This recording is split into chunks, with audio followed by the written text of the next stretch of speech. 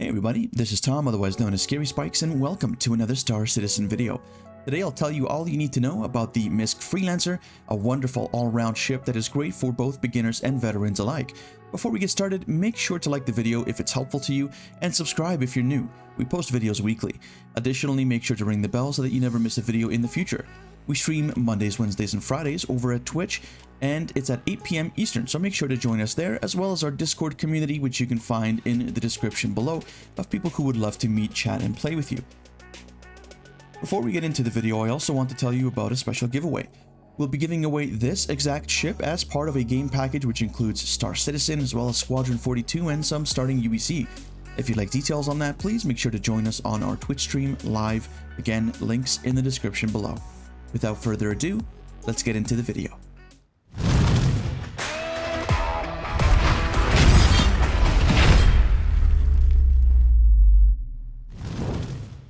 Let's first take a look at the exterior of the ship.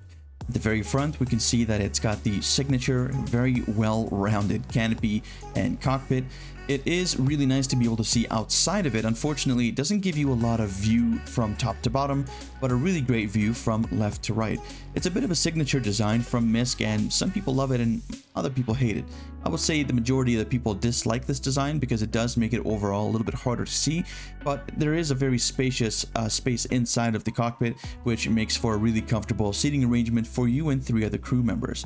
The first door is on the port side of the ship, which we'll take a look at in just a moment once we get into the ship. On the port side of the ship, we also do see a pair of size 3 guns here. These are the tarantulas, they are ballistic weapons. And over here we have our landing gear, and we also have some missiles.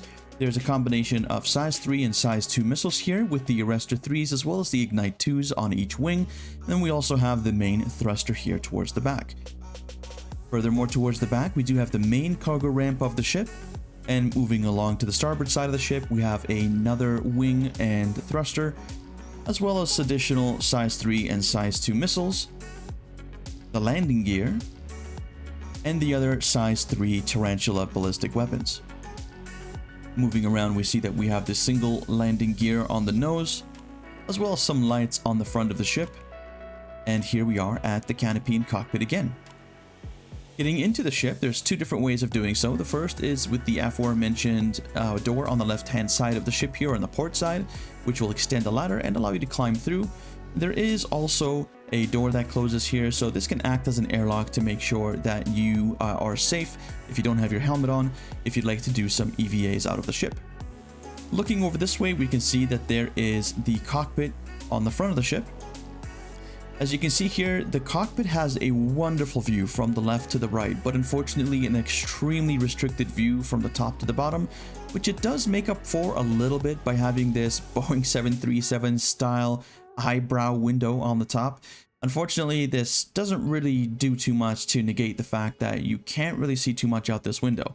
If you're doing cargo hauling, it's usually not a big deal, but if you're bounty hunting, it definitely gets in the way. It's a love it or hate it relationship, and unfortunately most people hate this aspect of the ship, along with the really huge dashboard that we can see here. There are a number of screens available for the pilot, so if we sit into the pilot seat here, we'll be able to see that we're greeted with the yoke, as well as a number of different displays, some of which are virtual displays and others are located in actual panels that are recessed into the actual dashboard. I really actually like the way of this this dashboard looks. It looks really cool, it looks very classic, but it does also look quite futuristic and modern as well. It's a nice mix of the two and it makes me happy, but I really don't think that it's necessary to have a dashboard that's this deep. I really wish that this space could have been utilized a little bit better and that the seats were a little bit more forward, a little closer to the glass of the canopy on the front of the ship.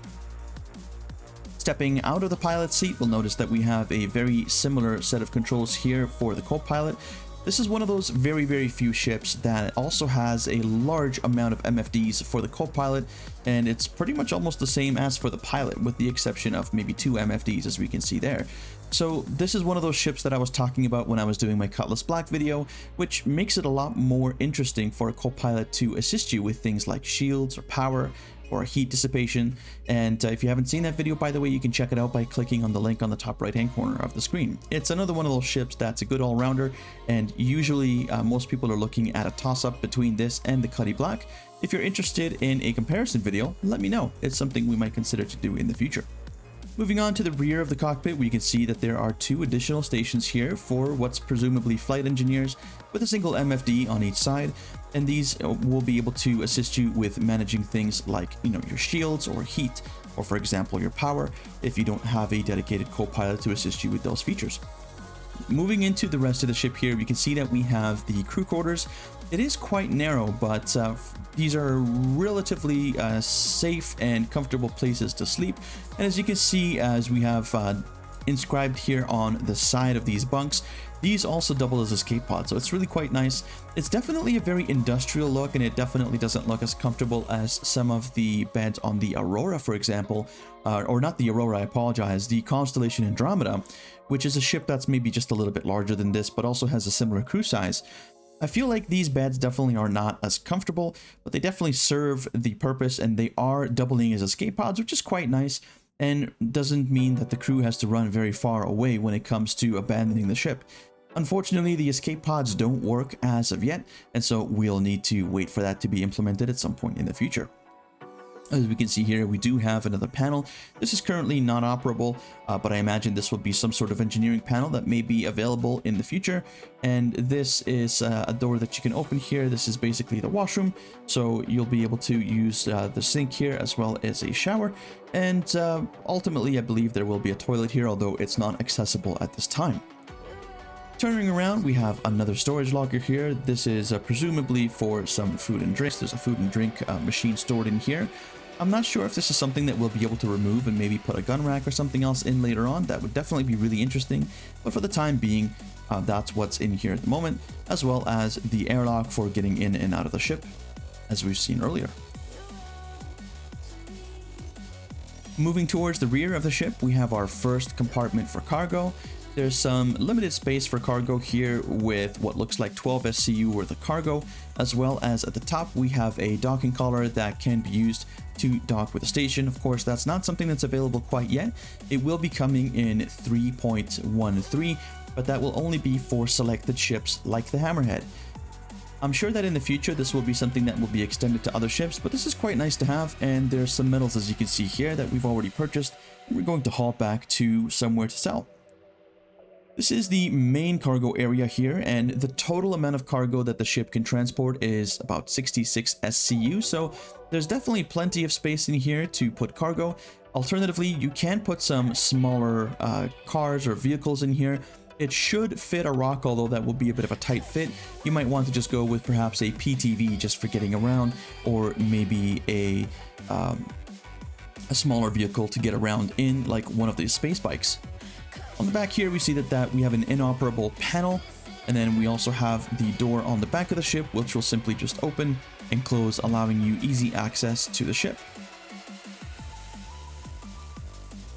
Let's move on to Urkel.Games and talk about some of the components that come with the ship, as well as the weapons, and my recommendations for how to upgrade this ship if you decide to buy it. Okay, so as always, we're on Urkel.Games. If you'd like to share your own loadout, make sure to click this button here once you're finished building your ship and share it with us in the comments. Alternatively, you can follow along, and then if you'd like, you can tweak and change the build that we go through here to make something that's a little bit more applicable to your playstyle. But as always, we see that we have our components, weapons, and ammunition on the left-hand side. We have some basic stats to the right and further right of the screen here. And we'll also note that the ship is purchasable for 1.6 million in the game. And we'll just go ahead and start with the build. So first and foremost, we see that we have a pair of size 3 mounts, and these each hold 2 of the Tarantula GT870 Mark IIIs. Those are ballistic weapons, and that's going to give us a total of 1568 DPS. And additionally, we'll have some M4As, a pair of M4As, which are the size 2 weapons on the size 2 turret here, and that'll give us an additional 458 DPS. Now, this is a manned turret, so you will need to have someone in the actual turret. It's not something that you can control from the cockpit, unfortunately. But further to that, we also have some missiles on the ship, which is a pretty generous serving of missiles here. We have 31,617 damage in total for our missile payload, and that's from a combination of size 3 arrestor and size 2 ignite missiles. We'll be changing these a little bit later on as well. From the component side of things here, we've got 2 shields, a single power plant, and 2 coolers, as well as a single quantum drive. It's extremely unlikely to have anything more than 1 quantum drive, but it's very well possible that some ships may have more than 1. These are all size 2, and first of all, the shields are going to be the civilian grade C shields. So those are a pair of the 5 MAs. So they're quite standard. We also have a Daybreak power plant, and that is a civilian grade C as well. And then the coolers, we have the Frost Star EX. These are the same ones as are on the Andromeda, and those are civilian grade C. And lastly, we have the Odyssey Quantum Drive. Again, that is civilian grade C. And then down here we have our thrusters and our radars, not something that we can change in the game at the moment.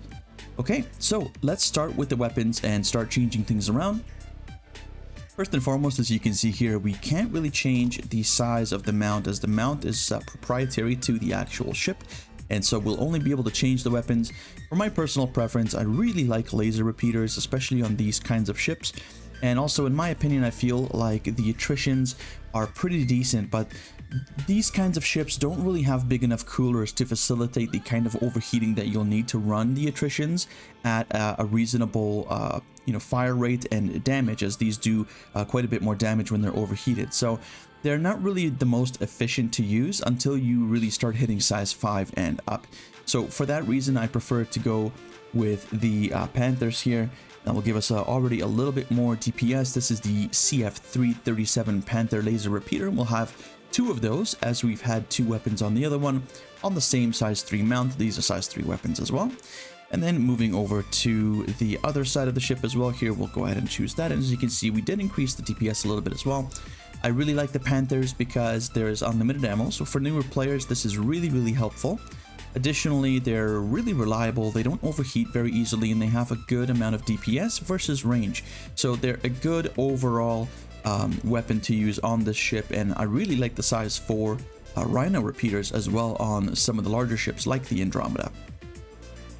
Moving along to the turrets, we're not able to change the turret size here as well. Again, this is proprietary, so we're just forced to choose a new set of weapons, and for these, they're going to be repeaters as well, and they're going to be the CF227 Badgers. Again, that's going to increase our DPS just a little bit, but enough to really raise our overall DPS a considerable amount when we also compare the DPS gained by switching to the Panthers on the main guns that are pilot controlled. So pretty good overall DPS gain here. And then we can't really change too much with the missiles here. We can actually change, to have fewer size 3s, but of course to have, one size larger than the size 2. So instead of having 2 size 3s, or rather 2 size 2s, we can have 1 size 3. So that's what I'm going to do, especially for larger ships like this. I really like the benefit of using size 3 missiles or above. The reason for this is because you have to be quite a bit closer for size 2s, within 3 kilometers, and for size 1s you have to be within 2 kilometers. And so it's really not a viable option, in my opinion, to use size 2 missiles on a ship that's as sluggish and large as the Freelancer, because you're really just putting yourself in a hole and in a compromised and vulnerable situation, because you have to constantly maneuver to be within 2 or 3 kilometers of the ship that you're attacking. So those arresters really do give you quite a lot more range. They give you a lot more reach, and they allow you a little bit more flexibility in regards to engaging your targets. So we're going to go ahead and change that. If you don't know the difference between all of these different names, you can watch the video being linked in at the top right hand corner of the screen now, and that is my component video. It'll teach you everything that you need to know about components, as well as what all these different sizes mean here and all the different names. So we'll go ahead and switch to the 313 here, and this one will switch to the 313 as well, and then we'll go with the arrestor 3s. As you can see here, we do have the option of 2 size 2s or 1 size 3. I prefer to have fewer missiles, but larger missiles in general. That will decrease our overall DPS with regards, or our overall damage with regards to missiles. But again, it allows you that additional flexibility that's really important on ships that are larger and a little bit slower and more difficult to maneuver.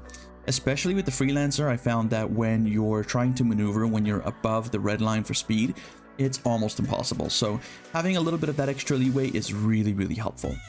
Right, so moving on, all of our components are size 2. We'll start with the shields, and with the shields, I typically like to go with the FR76s.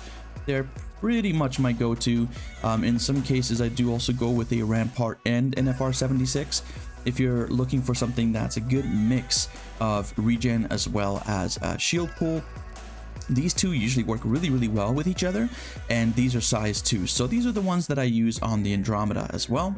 You'll like to go with one FR76 and one Rampart, or if you're in a larger ship, you want to go with something that's got a little bit more of the shield pool instead, then you can opt to go with 2 FR76s, but I really like this combination and I feel that it works really well.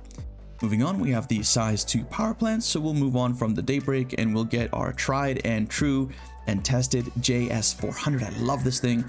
It's a grade A, it's military, and again, if you haven't seen the video about components, make sure to go see that because it teaches you everything that you would like to know about what these mean, and it's a really good informational video, so go ahead and check that out. Link for that will be in the description as well. If you have some time, make sure to go watch that video. Moving on, we've got the coolers here. Again, these are size 2, no surprise there. We've got the Frost Stars as a default. So we're going to go ahead and switch these over. And I really like the avalanches here. They're really quite good. You can also go with 1 avalanche and 1 snowpack, or 2 snowpacks if you've got more money. But the avalanches are honestly wonderful. They're military as well in grade A. They do a great job, and they'll definitely do the job adequately enough for your Freelancer. Moving on, the last thing we're going to change is the Quantum Drive, and quite frankly, the Odyssey is not bad here. It's probably one of the better stock drives available, but I definitely want to change this as well. And there's a few different options here. So if you've seen some of my previous videos before, like the Cuddy Black video, you'll know that I really like to go with the fastest drives possible, because I usually don't go super long distances. But there's a few options for you here. So if you want to go the way that I'm going, then you would want to get the XL1. It is the most expensive, but it is also the fastest quantum drive. Alternatively, if you're going longer distances and you want to save fuel and not refuel as often, and you want to have a smaller initial investment, you'll want to go with the Crossfield. The Crossfield is a really good all-rounder, and it does a wonderful job. But in my opinion, the XL1's the best, especially for my gameplay style, so I'm going to go ahead and choose that. And then, like I said, moving on here, we don't have any other choices here. There are paints, by the way, that you can use. So you can buy some paints. I believe some are available in-game at a Dumpers Depot, and then the rest are available on the RSI shop. So if you'd like to go check those out, you can definitely customize your ship. And all of the Freelancer paints should also work with the different variants of the Freelancer, like the Dur or the MISC. So that should be good for you there. But as you can see, we've got our new stats on the right-hand side. Looks like we've increased our DPS on the guns and a little bit on the turrets, and we did lose a little bit of damage overall on the missiles, but we do have a lot more flexibility with those size 3s. So make sure to let me know if you have your own builds for the Freelancer down below, and if you have any tips to let some of our newer players know, make sure to sound off in the comments as well. But I really hope you enjoyed this video, and please let me know what your thoughts are. If you're brand new and you are just seeing this for the first time and you enjoyed the video, make sure to leave a like, and also to subscribe if you're new, as we do post videos weekly here. Also make sure to ring the bell so that you don't miss any videos in the future. Additionally, also make sure to join us on stream Mondays, Wednesdays, and Fridays over on Twitch at 8 p.m. Eastern, and join our Discord community, which there's tons of people there that want to meet, chat, and play with you, and it's a really friendly community. Links for all of those are in the description below. Also, don't forget, we are doing a giveaway for a game package that includes the Freelancer, a copy of Star Citizen, as well as Squadron 42 and some starting UBC. For details on that, make sure to join us live on stream. Well, again, thank you so much for watching. I'm glad you made it to the end of the video, and I hope to see you in the next one. That's it for now, guys. Take care and all the best.